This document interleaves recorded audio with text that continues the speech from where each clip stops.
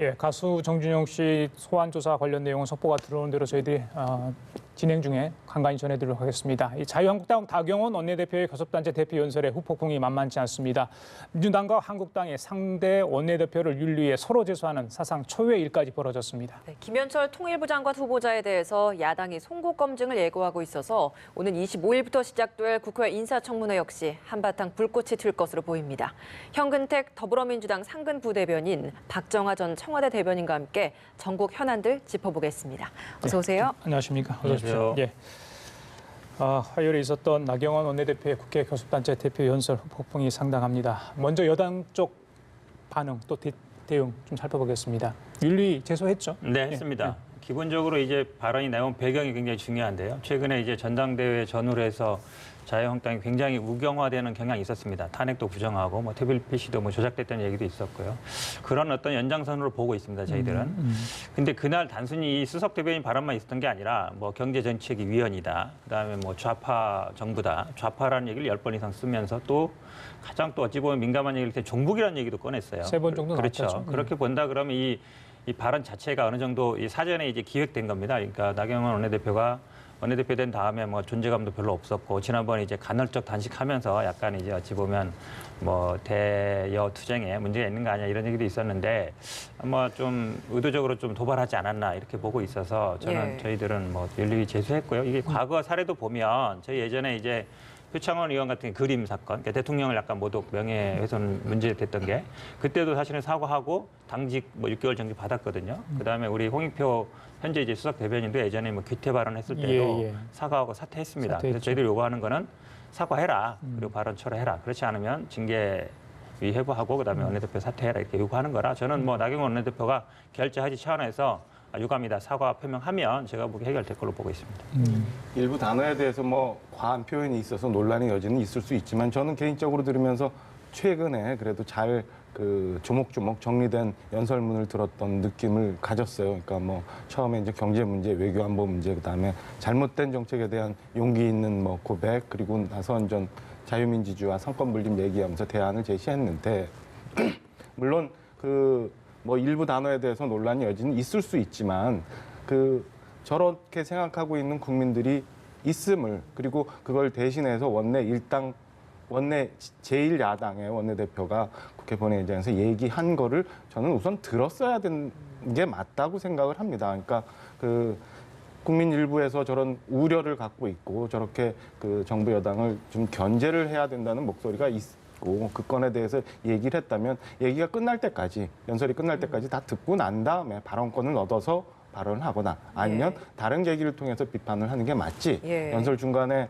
연설을 저지하고 방해하는 거는 뭐 바람직하지 않았던 것 같고요. 그런 면에서 저는 문희상 의장이 하셨던 말씀을 다시 한번 얘기를 하고 싶어요. 그러니까 국회란 민주주의의 본령이고 그 얘기가 어떤 거든지 간에 일단은 듣고 난 다음에 취할 게 있으면 취해야 된다라고 얘기했던 게 저는 오히려 지금 여야 간의 공방이 있는 건에 대해서 하실 수 있었던 얘기고 그다음에 우리 사회가 한번 감안해 봐야 되는 얘기 아니었나 이런 생각이 듭니다. 이런 부분을 이유로 들어서 한국당 측에서는 오히려 홍영표 원내대표를 당시에 이제 그런 연설을 방해했다는 이유로 윤리위에서 또 제소를 했습니다. 이런 한국당의 대응은 좀 어떻게 보십니까? 그러니까 홍영표 대표가 이제 나가서 항의를 했기 때문에 방해했느냐 안 했느냐 이 쟁점이 될 수 있는데 이해찬 대표도 같이 했습니다.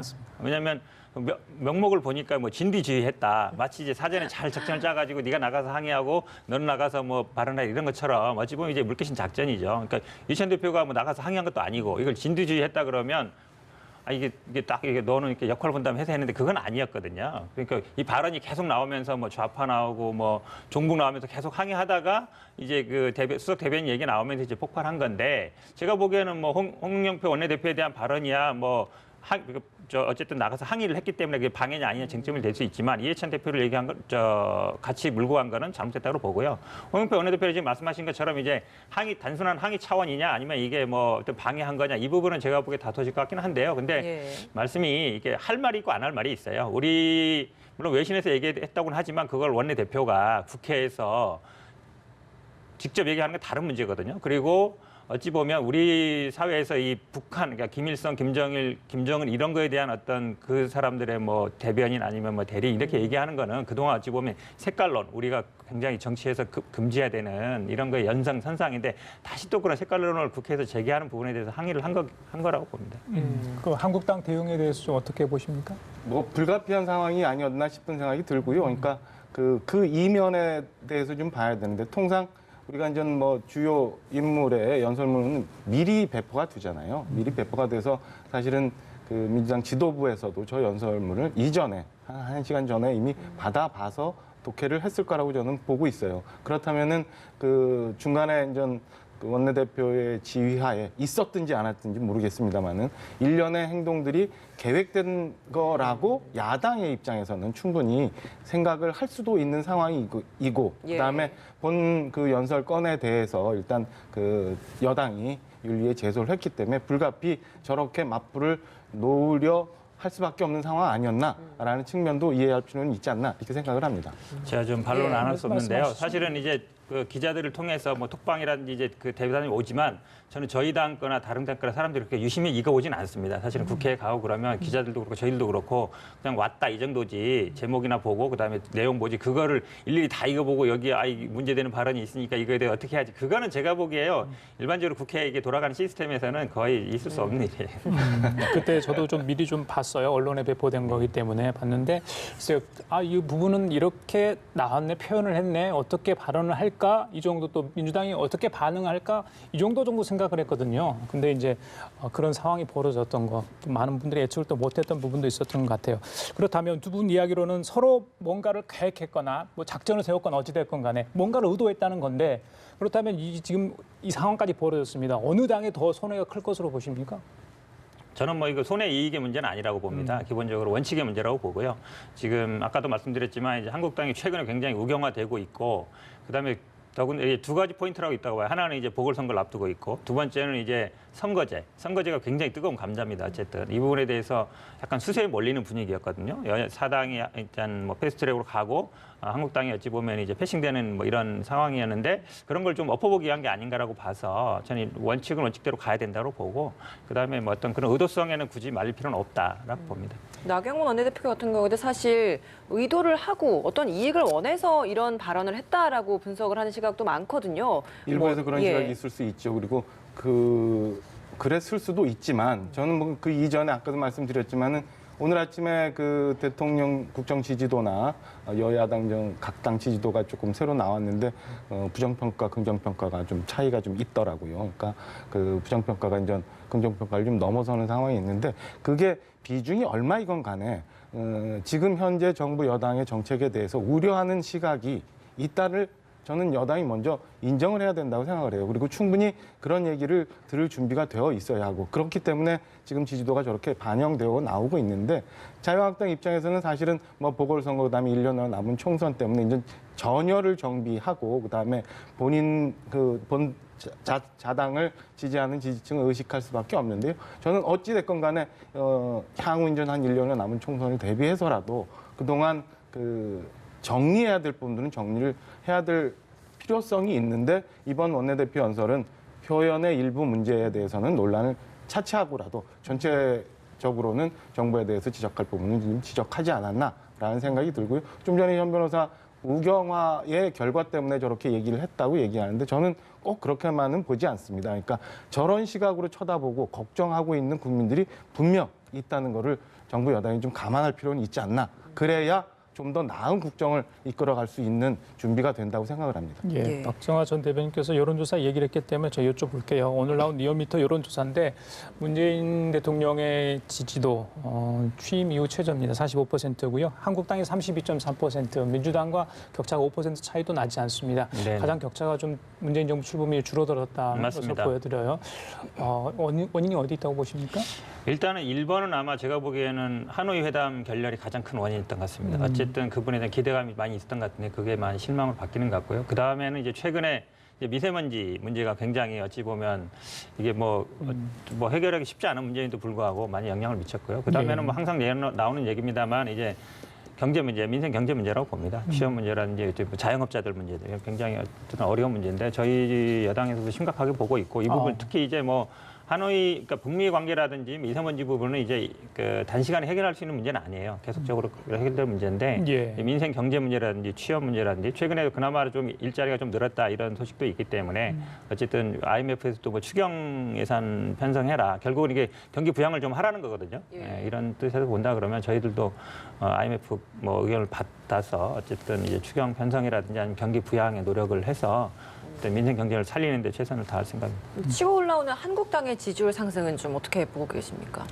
일단 한국당이 전대 이후에 일단 그 좀 컨벤션 효과라고 볼 수 있는 부분도 있는 것 같고요. 아마 예. 이런 지지율 상승이 되기 때문에 아마 계속 이런 뭐 좌파라든지 아니면 뭐 종북 이런 얘기를 꺼내는 것 같습니다. 그런데도 불구하고 어쨌든 뭐 정당이라는 거는 이제 서로 경쟁하기 마련이에요. 그러니까 저는 이런 어떤 뭐 종북 색깔론 이런 경쟁보다는 정책적으로, 그러니까 저는 오히려 지난번에 이제 뭐 미세먼지 관련해서 중국에 뭐 의원단을 파견했다든지 이게 사실 정책적인 거거든요. 그다음에 남북 문제는 모르겠어요. 그러니까 남북에 뭐 북한에 뭐 특사를 파견한다 이런 거는 어찌 보면 조금 오버한 것 같고요. 왜냐하면 어느 정도 외교 문제라든지 이런 거는 통일성이 필요하거든요. 네. 그런데 어쨌든 정책으로 승부 이제 할 때가 됐다 서로. 그래서 저는 오히려 자유한국당에도 이런 색깔론으로 좀 세를 결집하기보다는 정책을 가지고 승부해줬으면 좋겠다는 바람을 갖고 있습니다. 대통령 지지도에 대한 주요 원인에 대해서는 뭐 현 변호사 말씀 주신 거에 크게 저기는 없어요. 근데 저는 뭐 그 다른 측면 좀 말씀을 드리는데 그렇다면 그러니까 우리나라 권력 구조 하에서 대통령의 지지도가 시간이 갈수록 숙명적으로 떨어질 수밖에 없어요. 저거에 대해서는 인정을 좀 해야 되는 거 아닌가. 네. 그런 상황이면 좀 더 많이 대통령이 처음에 국민들이 지지했던 가장 큰 원인 중에 하나가 있는 소통이고 협치고 뭐 이런 건데 그런데 그 원칙으로 아주 기본적인 원칙에 다시 한번 돌아가면서 쳐다볼 필요는 있지 않을까 싶은 생각이 들고요. 그다음에 자유한국당과 민주당 이 두 양당의 이제 지지도 격차가 점점 줄어들고 있는데 이것도 역시 저는 그 기본적으로 우리가 갖고 있는 소선거 구제 하에서는 불가피 양당으로 이제 시간이 점점 갈수록 총선에 다가갈수록 수렴될 수밖에 없는 구조적인 상황이 아닌가. 그러니까 말씀 주셨던 근본적인 뭐 민생 문제, 고용 문제, 뭐 경제 문제 이런 것들은 다 동의하는 상황에서 그 바깥에는 이런 면도 있다라는 점을 말씀을 드립니다. 지금 양당이 극단적인 상황까지 갈 수도 있을 것 같은 불안감이 막 엄습해 있어요. 3월 이미 죽게 어렵사리 만들어지지 않았습니까? 선거제 개편안 관련해서 패스트트랙 문제도 있고요. 네네. 지금 당장 인사청문회 문제도 그렇죠. 있고요. 대정부 질문 19일부터 해야 되잖아요. 얼마나 공방이 있을지도 모르겠습니다. 글쎄 하나씩 좀 잘 만들어 가야 될 텐데 향후 정부 어떻게 예상하십니까?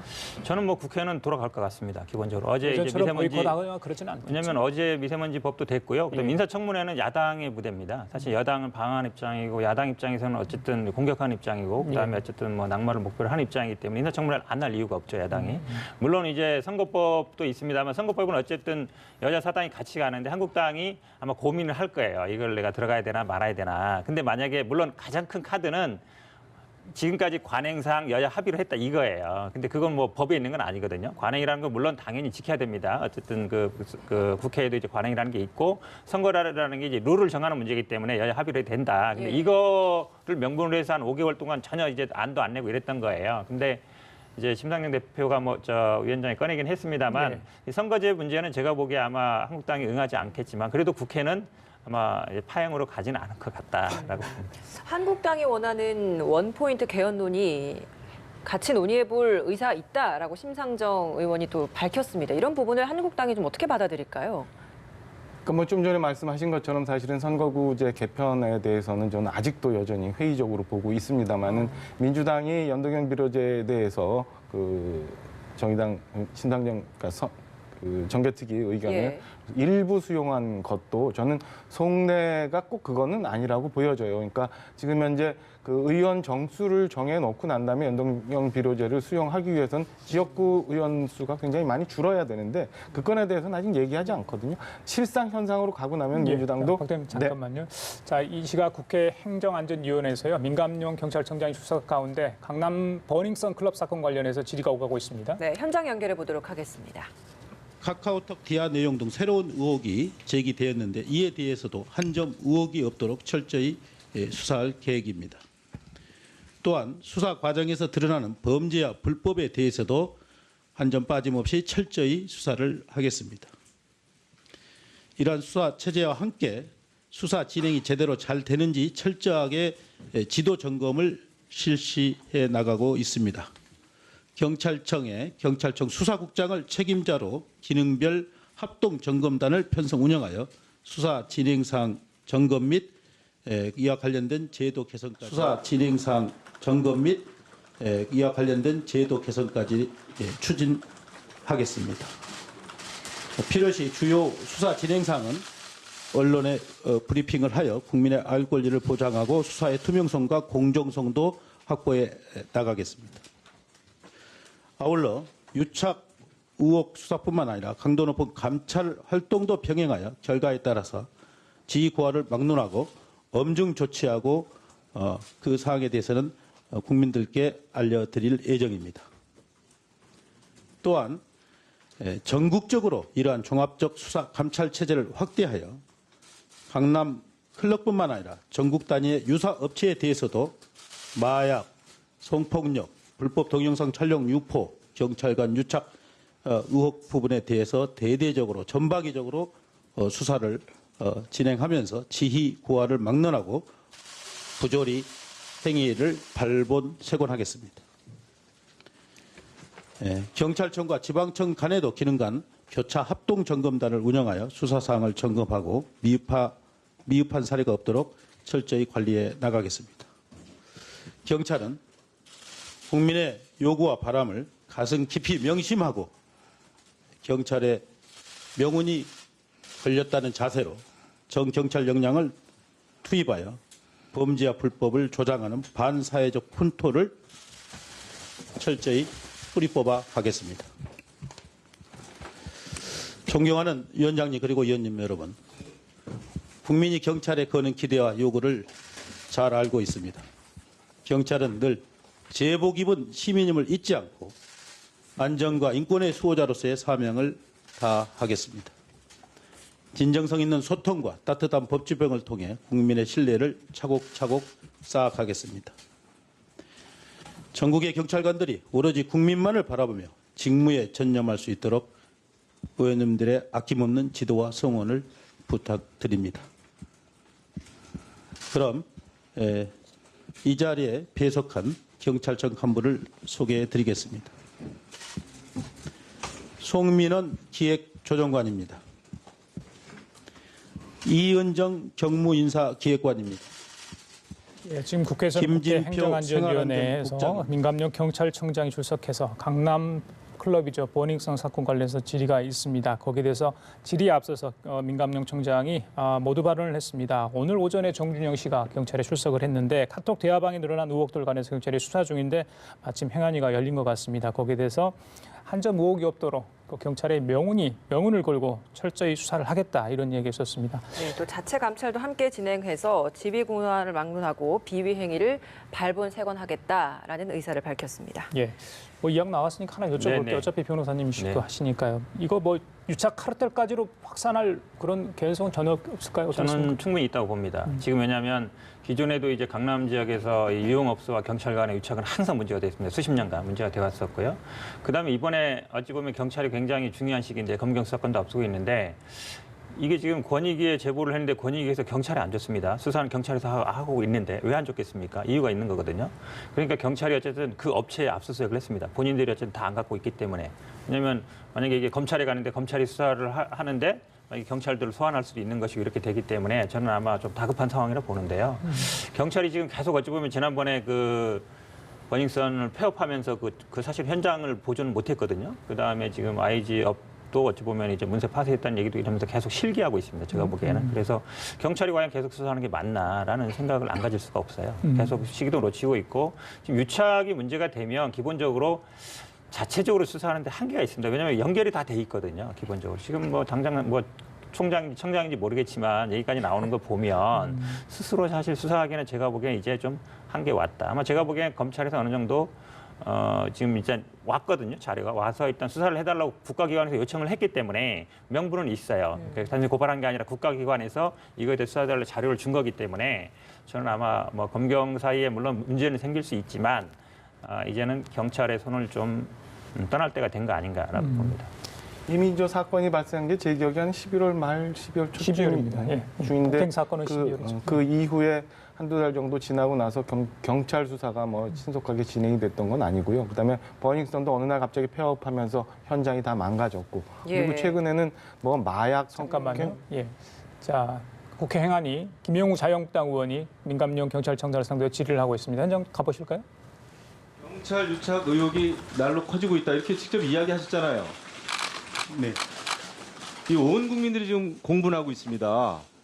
국민을 보호해야 될 경찰이 또 사건 사고를 수사해야 될 경찰이 범죄 집단하고 유착이 돼 있다는 거 아닙니까? 경찰 총수로서 의혹이 커지고 있다고 그랬잖아요. 네. 국민 앞에 사과부터 하셔야죠. 어제도 보니까 브리핑 하시면서 국민들께 한마디 유감 표명, 사죄 표명이 없었어요. 경찰 총수로서. 물론 모든 경찰이 범죄 집단하고 유착돼 있다는 게 아닙니다. 일부겠죠. 하지만 이 버닝썬 사태를 보는 국민들의 눈은 따갑습니다. 사과부터 하셔야 되는 거 아니에요? 순서가 바뀐 거 아니에요? 어떻게 생각하세요? 네, 의원님 말씀처럼 국민들께 죄송한 마음 금할 길이 없습니다.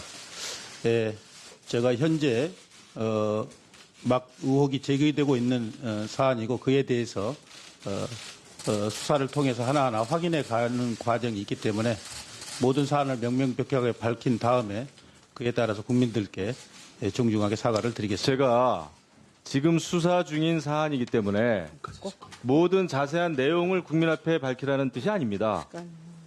지금까지 불거진 의혹만 하더라도 총수로서는 사과를 하셔야 돼요. 그리고 정말 열심히 일하는 일선 경찰들 그분들께도 사과를 하셔야 됩니다. 네. 저는 이 버닝썬 사태에서 일부 경찰들이 이렇게 범죄 집단하고 밀착을 해서 범죄를 은폐하고 피해자를 가해자로 만들고 그 피해자를 또 폭행까지 했습니다. 알았어. 경찰이 민중의 지팡이라는 말이 아주 민망할 정도예요. 국민을 보호해야 될 민중의 지팡이가 국민을 폭행하는 몽둥이가 된 겁니다.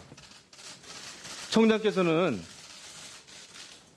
이 사안의 심각성을 아셔야 돼요. 지난해 뭐라 그러셨습니까? 우리 인사청문회 때 제가 한 말도 다 제가 기억을 하고 있어요. 이런 경찰의 비리 뿌리 뽑겠다고 그러셨고, 그렇죠? 네. 경찰이 달라지겠다고 하셨습니다. 오늘 업무 보고 시간에도 경찰부터 달라지겠다 이렇게 하셨어요. 방금 전에. 네. 그리고 비리라든지 부패에 대해서는 한 점 의혹도 없이 철저히 수사하겠다. 이거 지난해 인사청문회 때 하신 말씀 그대로예요. 어떻게 된 겁니까? 경찰 달라졌습니까?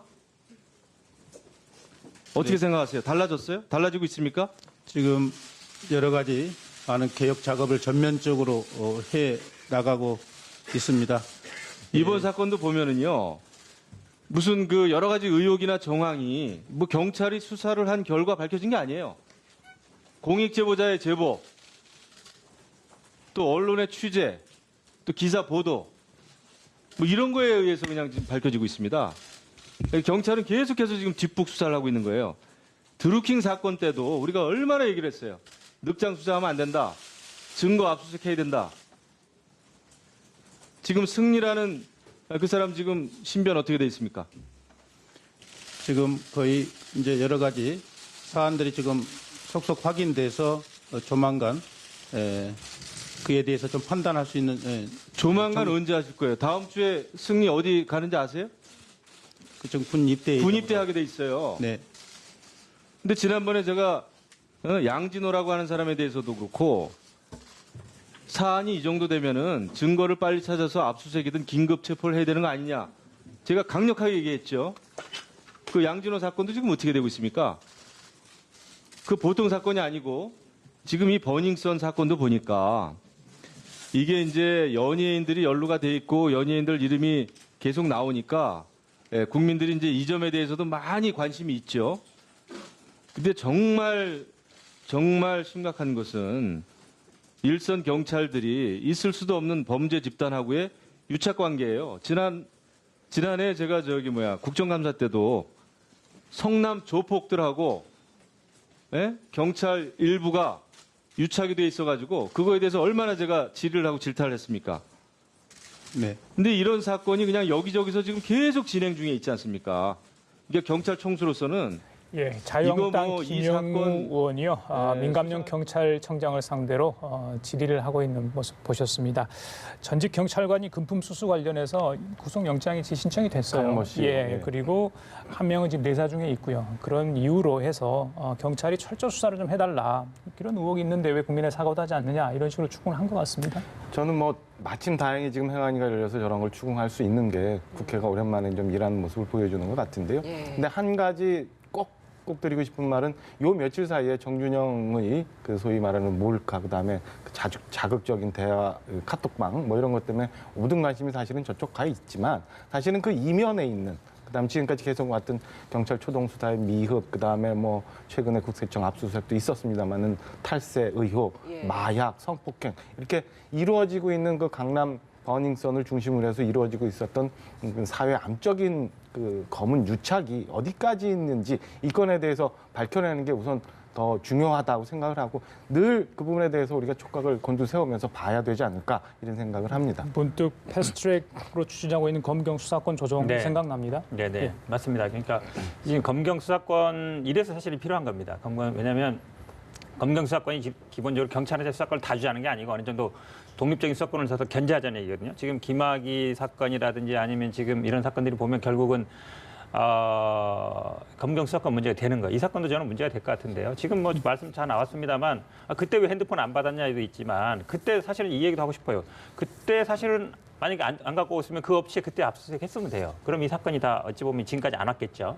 그런 부분을 계속 실기를 하고 있는 겁니다. 그러니까 과연 경찰에 과연 수사 의지가 있었냐 이런 부분이 나올 수밖에 없기 때문에 네. 검경 수사권 문제도 이번 참에 좀 필요하다. 이런 알겠습니다. 자, 지금까지 현근택 더불어민주당 상근 부대변인 박정하 전 청와대 대변인 두 분과 함께 얘기 나눠봤습니다. 말씀 잘 들었습니다. 고맙습니다. 예.